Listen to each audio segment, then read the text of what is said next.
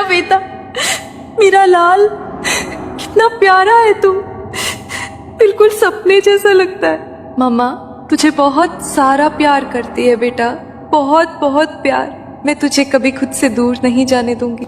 नैना अब एक सगी माँ की तरह उस बच्चे का ध्यान रख रही थी। उसकी हर सांस, हर मुस्कान अब उस बच्चे के लिए थी। बच्चा अब 1 महीने का हो चुका था।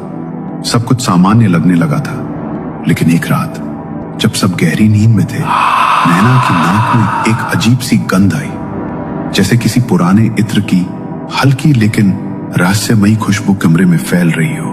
नैना ने आंखें खोलकर देखा तो वैसी ही काली परछाई कमरे में घूम रही थी। उसका आकार धीरे धीरे बड़ा होने लगा, मानो कोई राक्षस हो। वो तुरंत बच्चे की ओर बढ़ी। ये देखकर नैना जोर से चिल्लाई।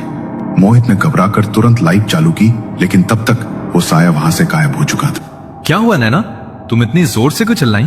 तुमने कोई बुरा सपना देखा क्या? वो काला साया फिर से आया था, जो मेरी काव्या को लेकर गया था। वो सौरभ की ओर बढ़ रहा था। मेरा सौरभ ठीक तो है ना? रिलैक्स नैना, सौरभ तो अपने पालने में सो रहा है, यहाँ पर कोई भी नहीं है। पक्का तुमने कोई बुरा सपना देखा है। नहीं, वो सपना नहीं था, मैंने अपनी आंखों से देखा है। वो वही साया था जो हमारी काव्या को लेकर गया था। प्लीज आप सौरभ को पालने से लेकर आओ। नैना को इतना घबराया और कांपता हुआ देखकर मोहित का दिल बैठ गया। उसने बिना एक पल गवाए पालने की ओर दौड़ लगाई और सौरभ को जल्दी से अपनी गोद में उठा लिया। पर जैसे ही उसने बेटे को अपनी बाहों में लिया, उसका चेहरा सफेद पड़ गया। सौरभ एकदम शांत था, उसकी नन्ही सी छाती हिल भी नहीं रही थी। मोहित की सांसें जैसे रुक गई हों। उसने कांपते हाथों से सौरभ के चेहरे को सहलाया। सौरभ बेटा उठो ना, सौरभ की बॉडी तो बिल्कुल ठंडी पड़ चुकी है। सौरभ। वो तुरंत उसे अस्पताल लेकर गए, लेकिन जैसे ही वो अस्पताल पहुंचे तो डॉक्टर ने बताया कि बच्चा तो काफी देर पहले ही मर चुका है। पल्लवी भी इस बात को बर्दाश्त नहीं कर पाई, क्योंकि उसने अपना जो बच्चा नैना को पालने पोसने के लिए दिया था, उसकी भी जान चली हुई थी। मनहूस, मैंने तुझे अपने बच्चे को सौंपकर बहुत बड़ी गलती कर दी।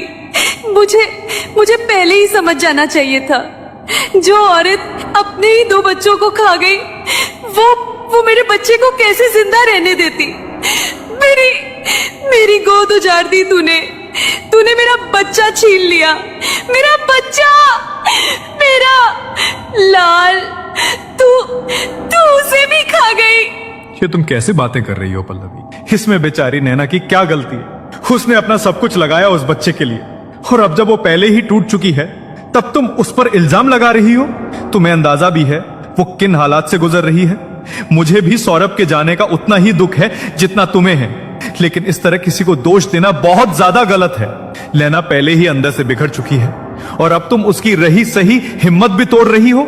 जो हुआ वो हमारी किस्मत का दर्द है, उसे जहर मत बनाओ पल्लवी। आप मेरी हालत नहीं समझ पाओगे। एक माँ का दर्द सिर्फ वही महसूस कर सकती है। अरे पूरे 9 महीने अपनी कोख में रखा था मैंने अपने बच्चे को, और इसने 1 महीने में ही उसे मार डाला। पल्लवी बार बार नैना को कोस रही थी।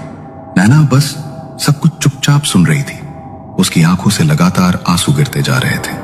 उनके परिवार में तो जैसे ये एक सिलसिला बन गया था, जैसे कोई बच्चों की बलि का इंतजार कर रहा हो। 2 महीने बाद पल्लवी फिर प्रेग्नेंट हुई, लेकिन इस बार उसने वो घर छोड़ दिया। मैं अपनी इस प्रेगनेंसी में इस घर में नहीं रहूंगी। मैं नहीं चाहती कि मेरे बच्चे पर इस मनहूस की नजर भी पड़े। अगर तुम चाहती हो तो हम यहां से चले जाएंगे पल्लवी, लेकिन बार बार तुम नैना को कोसना बंद करो प्लीज। अब घर से निकलते वक्त उसे कुछ मत कहना। पल्लवी अपने हस्बैंड नवीन के साथ एक अपार्टमेंट में शिफ्ट हो गई। धीरे धीरे उसकी डिलीवरी का दिन नजदीक आ रहा था, और इस बार उसने एक बेटी को जन्म दिया।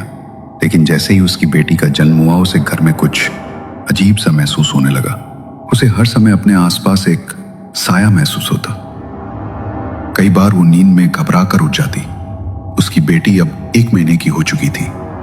तभी एक रात पल्लवी को कुछ बहुत अजीब महसूस हुआ। नींद में भी उसका पूरा शरीर मानो डर के मारे पसीने से भीग चुका था। वो अचानक से उठी तो कमरे की दीवार पर उसे एक परछाई पड़ती हुई दिखाई दी, जो उसकी बच्ची की तरफ बढ़ रही थी। उसने जल्दी से अपनी बच्ची को गोद में ले लिया, लेकिन देखते ही देखते उसकी बच्ची बुरी तरह तड़पने लगी। नवीन,